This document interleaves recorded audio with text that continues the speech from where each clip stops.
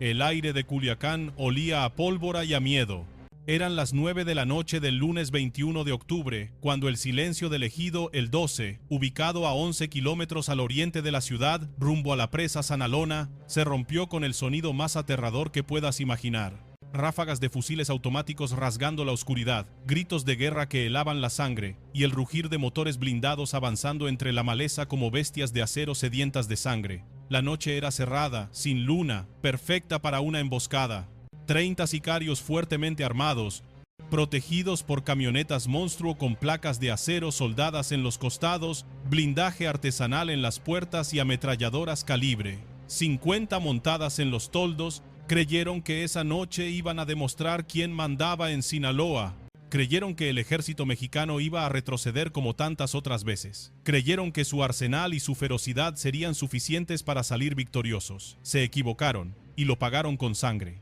Lo que vino después fue una carnicería que dejó 19 cuerpos tendidos en el polvo, camionetas destrozadas con las puertas abiertas y los cristales reventados, armas largas dispersas como si fueran juguetes rotos, y un mensaje claro que retumbó en cada rincón del país. El gobierno de Claudia Sheinbaum y Omar García Harfuch ya no están jugando. La era de los abrazos terminó. Ahora vienen los balazos. Si quieres saber cómo se desarrolló este operativo que cambió las reglas del juego en la guerra contra el narco, cómo cayó uno de los líderes más buscados del cártel de Sinaloa y qué significa esto para el futuro de la violencia en México, suscríbete al canal para seguir los acontecimientos más importantes de la estrategia de seguridad que está transformando al país. Para entender la magnitud de lo que pasó esa noche, primero tienes que entender quién era el objetivo. Edwin Antonio N., conocido en el mundo del narco como el Max o el Oso, no era un sicario cualquiera.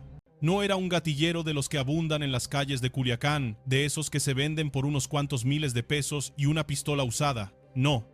El Max era un líder, un estratega. Un hombre que durante meses había sembrado terror en toda la región como cabeza de una célula criminal ligada directamente a Ismael El Mayo Zambada, el narcotraficante más poderoso y escurridizo de la historia de México. Los reportes de inteligencia militar lo habían rastreado durante semanas. Sabían sus movimientos, conocían sus rutas, habían identificado sus casas de seguridad, pero el Max era astuto. Cambiaba de ubicación constantemente, dormía cada noche en un lugar diferente, se rodeaba de un pequeño ejército de sicarios leales que juraron dar la vida por él. Y esa noche del 21 de octubre, estaba escondido en un campestre perdido entre la vegetación del ejido El 12, convencido de que nadie lo encontraría, convencido de que estaba a salvo, pero las fuerzas especiales del ejército mexicano tenían otros planes. El operativo comenzó a las 8:47 de la noche. Un convoy de vehículos militares avanzó sin luces por los caminos de terracería que serpentean entre los cultivos abandonados de la zona. Los soldados iban en silencio absoluto, con la adrenalina bombeando en las venas, conscientes de que cada metro que avanzaban los acercaba más a un enfrentamiento que podía costarles la vida. La información de inteligencia era precisa. El Max estaba en el campestre, protegido por al menos 30 sicarios armados hasta los dientes. La orden era clara: capturarlo vivo si era posible, neutralizar la amenaza a cualquier costo.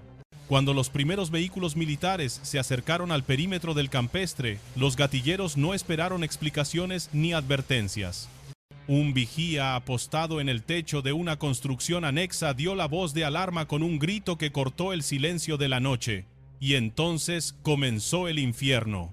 Las primeras ráfagas salieron de las ventanas del campestre, disparos de AK-47 que iluminaron la oscuridad con destellos anaranjados.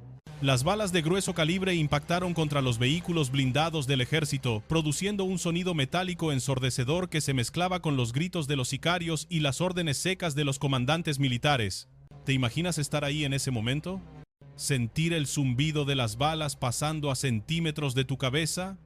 ¿Oler la pólvora quemándote la garganta mientras el polvo levantado por las explosiones te ciega los ojos?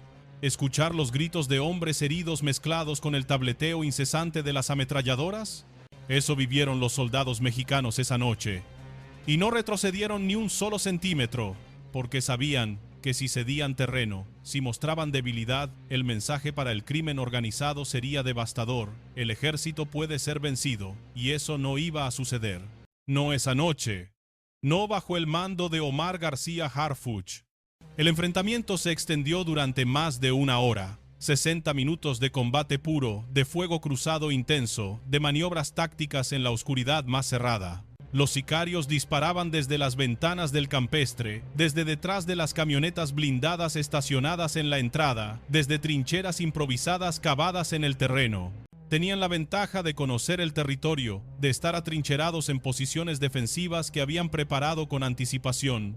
Pero el ejército tenía algo que ellos no: coordinación perfecta, entrenamiento profesional, disciplina táctica y la determinación absoluta de no dejar escapar a El Max bajo ninguna circunstancia. Los francotiradores militares tomaron posiciones elevadas en los alrededores y comenzaron a neutralizar a los vigías enemigos uno por uno. Cada disparo preciso era un sicario menos. Cada ráfaga coordinada obligaba a los gatilleros a replegarse, a abandonar sus posiciones, a cometer errores que les costaban la vida. El cerco se fue cerrando lentamente, implacablemente, como una serpiente estrangulando a su presa. Los sicarios intentaron romper el perímetro en varias ocasiones, lanzando ofensivas desesperadas con todo su poder de fuego, pero cada intento fue rechazado con contundencia demoledora. ¿Consideras que operativos como este son la respuesta correcta para pacificar Sinaloa? ¿Crees que la fuerza militar es el único lenguaje que entiende el crimen organizado? En unos instantes te voy a revelar lo que encontraron los soldados dentro de esas camionetas blindadas cuando finalmente cesó el fuego. Y créeme, lo que vas a escuchar te va a dejar con la boca abierta. Porque el arsenal que decomisaron esa noche demuestra que no estamos hablando de una banda de delincuentes comunes. Estamos hablando de un ejército paralelo con capacidad de combate comparable a la de una fuerza militar profesional. Pasada la medianoche, el fuego comenzó a disminuir. Los últimos reductos de resistencia fueron neutralizados metódicamente. Algunos sicarios intentaron huir corriendo entre la oscuridad, aprovechando la vegetación como cobertura. Pero las posiciones estratégicas de los militares ya habían cerrado todas las rutas de escape posibles. Uno a uno fueron cayendo, alcanzados por disparos precisos que no dejaban margen de error. Otros, al verse completamente rodeados y sin munición, optaron por rendirse. Tiraron sus armas al suelo, levantaron las manos temblorosas y se arrodillaron en el polvo, con la mirada perdida de quien sabe que su vida de impunidad acaba de terminar para siempre. Cuando finalmente se declaró la zona segura, el panorama era absolutamente devastador. 19 cuerpos yacían dispersos entre el polvo, los casquillos y las armas abandonadas. 19 hombres que horas antes se creían invencibles, que alardeaban de su poder, que sembraban terror en las comunidades de Sinaloa, ahora eran solo cadáveres esperando ser levantados por el servicio médico forense. 3 camionetas blindadas quedaron como mudos testigos de la batalla. Puertas abiertas, cristales reventados, carrocerías acribilladas por cientos de impactos de bala. Y en medio de todo ese caos, esposado y con la cabeza agachada, estaba Edwin Antonio N., el Max, el oso, el hombre que creía intocable, el líder que juraba que jamás lo atraparían. Ahora estaba de rodillas frente a los mismos soldados que había intentado matar minutos antes. La soberbia del narco, humillada en el polvo de Culiacán. Las imágenes captadas por un dron horas después del enfrentamiento comenzaron a circular en redes sociales y dejaron helado a más de uno. Desde el aire, la escena parecía sacada de una película de guerra. Cuerpos tendidos en posiciones grotescas, manchas oscuras de sangre sobre la tierra seca, vehículos destruidos humeando todavía, y decenas de armas largas dispersas por todo el terreno como si alguien hubiera vaciado un arsenal completo. Fusiles AK-47 con cargadores de tambor, rifles AR-15 con miras telescópicas, escopetas tácticas, pistolas de diversos calibres, todo regado entre los cadáveres y los escombros de lo que alguna vez fue un refugio seguro para el crimen. Pero eso no era lo más impactante. Cuando los elementos del ejército comenzaron a inspeccionar las camionetas blindadas, lo que encontraron dentro superó todas las expectativas. En el toldo de una Jeep Wagoneer con blindaje artesanal estaba montada una ametralladora calibre 50, de esas que pueden atravesar paredes de concreto, de esas que se usan en conflictos bélicos para derribar aeronaves. Junto a ella, una cápsula metálica diseñada para proteger al tirador de los disparos enemigos. Era una plataforma de combate móvil, una máquina de guerra sobre ruedas que el cártel usaba para imponer su ley en las carreteras de Sinaloa. Dentro de los vehículos también encontraron chalecos tácticos con placas balísticas de grado militar, cascos de combate, visores nocturnos, radios de comunicación encriptados, botiquines de primeros auxilios, y suficiente munición para sostener un combate de varias horas más. Estamos hablando de miles de cartuchos de diferentes calibres, 7.62 para los AK-40 y 5.56 para los AR-15, 50 BMG para las ametralladoras pesadas, un arsenal que, según los expertos, tiene un valor en el mercado negro de cientos de miles de dólares. Un arsenal que demuestra el nivel de militarización que ha alcanzado el cártel de Sinaloa en su guerra interna por el control del territorio. El servicio médico forense trabajó toda la noche y parte de la madrugada retirando los cuerpos. Los peritos de la fiscalía documentaron cada evidencia, cada casquillo, cada impacto de bala. Y mientras tanto, los vecinos de las comunidades cercanas permanecieron encerrados en sus casas, aterrados, escuchando el eco lejano de las sirenas y preguntándose si la violencia llegaría hasta sus puertas. Pero ¿sabes qué es lo que realmente me quita el sueño cuando pienso en todo esto? ¿Qué pasa por la mente de un sicario cuando ve caer a sus compañeros uno por uno? ¿Qué siente cuando entiende que la burbuja de impunidad en la que vivía acaba de reventarse? ¿Qué piensa cuando el plomo que siempre disparó contra otros ahora viene directo hacia él? Porque durante años, durante décadas incluso, el crimen organizado en Sinaloa operó como si el territorio les perteneciera, como si fueran los verdaderos dueños del estado. Volaban helicópteros artillados sobre las ciudades a plena luz del día sin que nadie los detuviera. Transitaban en convoyes de 20 o 30 camionetas blindadas por las carreteras principales como si fueran dueños del asfalto. Extorsionaban a productores de aguacate, de limón, de mango, con cuotas semanales que alcanzaban los 200,000 pesos. Secuestraban, torturaban, desaparecían personas sin que hubiera consecuencias. Y si alguien se atrevía a denunciarlos, si algún periodista osaba publicar sus nombres, la respuesta era siempre la misma: una ráfaga de balas y un cuerpo tirado en la calle como advertencia. Pero algo cambió, algo se rompió en esa cadena de impunidad que parecía eterna, y ese cambio tiene nombre y apellido: Omar García Harfuch. El hombre que sobrevivió a un atentado del CJNG en 2020 cuando un comando de sicarios le disparó más de 400 veces en Paseo de la Reforma. El hombre que recibió 3 balazos y aún así siguió trabajando desde la cama del hospital. El hombre que ahora, como secretario de Seguridad y Protección Ciudadana, está implementando una estrategia que tiene al crimen organizado contra las cuerdas. Pronto vas a entender por qué este operativo en Culiacán representa un antes y un después en la historia de la seguridad en México. La captura de El Max no es un hecho aislado, no es un golpe de suerte ni un operativo mediático sin consecuencias reales. Es parte de una ofensiva sostenida que en los últimos meses ha golpeado duramente tanto al cártel de Sinaloa como al cártel Jalisco Nueva Generación. Según datos oficiales presentados por el propio Harfuch, del 1 de octubre de 2024 al 20 de abril de 2025 se logró la detención de más de 18,700 personas vinculadas a delitos de alto impacto y al crimen organizado. 18,700 personas. Esa cifra representa golpes sistemáticos a las estructuras criminales que durante años operaron sin ningún tipo de restricción. Entre los detenidos más importantes están figuras clave en la jerarquía de los cárteles. Kevin Alonso Gil Acosta, alias El 200, quien fungía como jefe de seguridad personal de Iván Archibaldo Guzmán, uno de los Chapitos. Este hombre era el encargado de proteger al hijo del Chapo, de coordinar sus escoltas. Ahora está tras las rejas. José Ángel Canovio Insunza, conocido como El Güerito, operador financiero de los Chapitos, fue capturado el 19 de febrero.